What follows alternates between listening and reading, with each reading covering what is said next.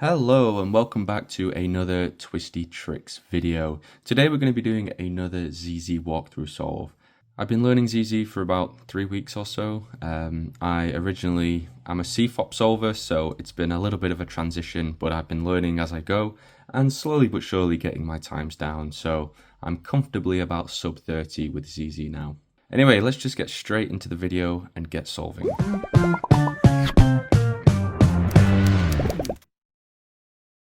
So let's do a quick scramble. You can follow along if you want.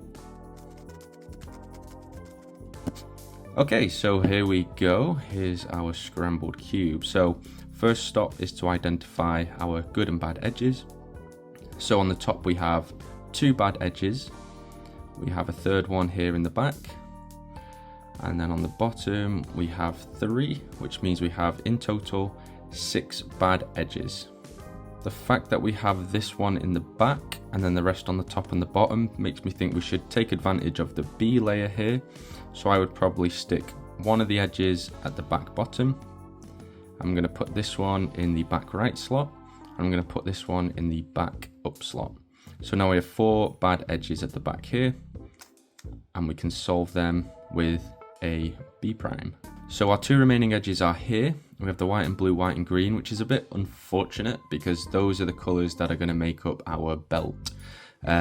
So what I'm going to do is move this out of the way. So we have 1 bad edge, 3 good edges. We're going to convert all 4 of them.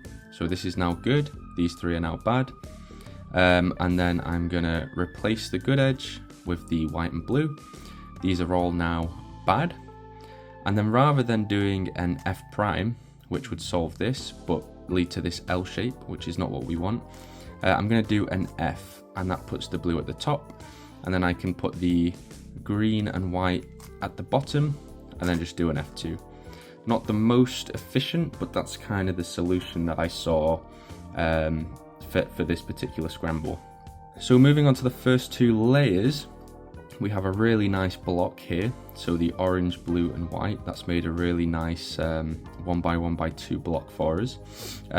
Quick inspection tells me that the orange and blue that this is going to match up with is down here, because this orange isn't correct and this orange isn't correct, which means basically it's down here. So I'm going to pair that up just by moving the block out of the way to preserve it. I'm going to bring up the orange and blue, and then we can solve this. Essentially we're going to be putting it where this orange and yellow is. So I'm just going to do a U2 to match it up here.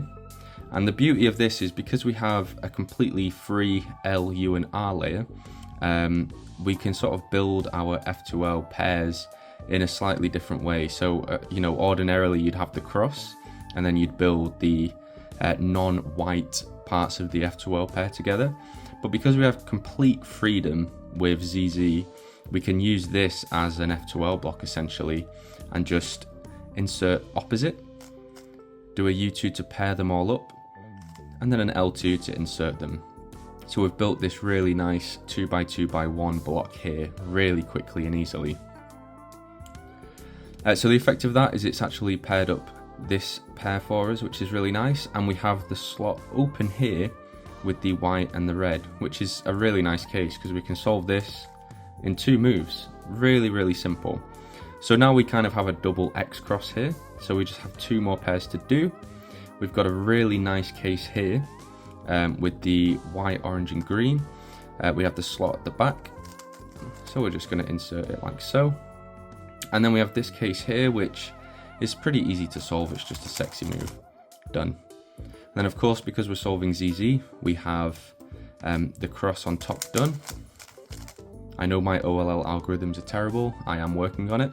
And then we have a G-perm, which is a horrible algorithm, but then our cube is solved. That was a pretty nice solve actually. I feel like EO and building the belt wasn't especially efficient. I'm still quite inexperienced when it comes to the first step. But then when it got to F2L, I feel like everything fell into place really easily. And then of course, OLL and PLL are just algorithms. So until I learn new and more efficient algorithms, that's the way it's got to be. But there's my ZZ walkthrough solve. Hopefully you have enjoyed this. hopefully you found it helpful as well. One thing that I'm struggling with transitioning from CFOP is that I'll have some basic F2L cases that I'm really familiar with when it comes to CFOP.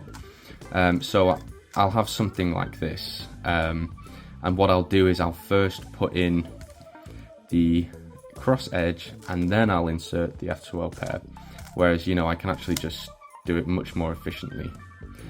So yeah, it's definitely a learning experience, but I'm having a lot of fun with it, and hopefully you guys are enjoying following along. There we go. All right, thank you so much for watching. Have an amazing day. I'll see you next time for more ZZ Solve soon.